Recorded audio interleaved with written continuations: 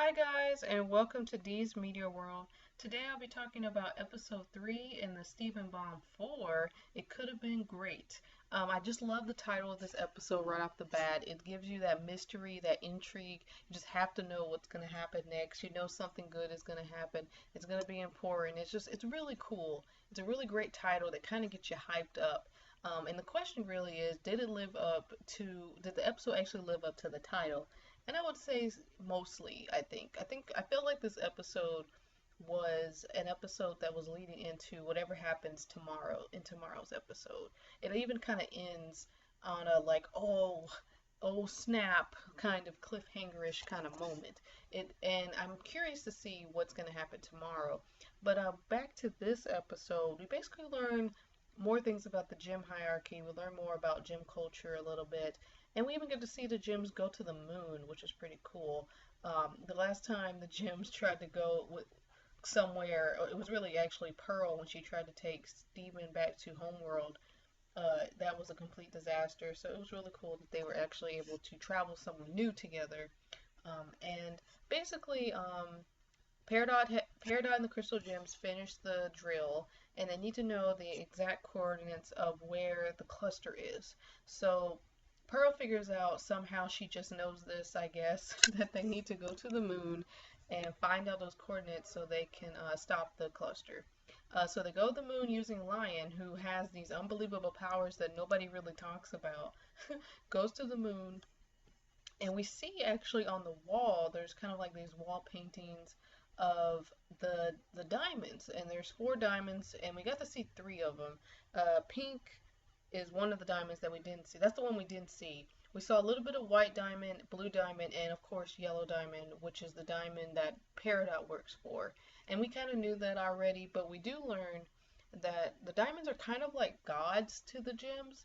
Maybe not to Garnet and to Pearl and Amethyst anymore, but they're essentially they're the highest order. They're who you serve. Your entire being, your existence is kind of to serve them, which I think we kind of knew already, but it was basically confirmed by Peridot. Also, when they go into the computer, we learn that before Rose started the rebellion, there was actually going to be a plan to completely destroy planet Earth, to make the gems colonies, to make gem colonies like in the ground all over the world, and there would have been no human race, and there wouldn't also be, they would be extinct. There would be no animals, there would probably be no plant life, and no people. And of course, to someone like Peridot, this would have been awesome because even though she's learned some things about human life and about Earth and all that kind of stuff, she still is Peridot. She's basically had the same thought process for what, thousands of years. And the gym seems so surprised and appalled that she thought that it could have been great if it continued. I mean, I think to audience members like myself, this was kind of an obvious thing. Like, of course, Peridot hasn't completely changed. I still am going with my theory that Peridot's going to betray them at some point and go back home if she can. I mean, I just don't see her changing her tune so quickly. Part of it is that gems, they live for such a long time. It takes them a lot to change their mind, but also Peridot is only on Earth with Steven and with the gems because she literally has no other option. She doesn't want to die, so she's helping them to make the drill so she doesn't have to die.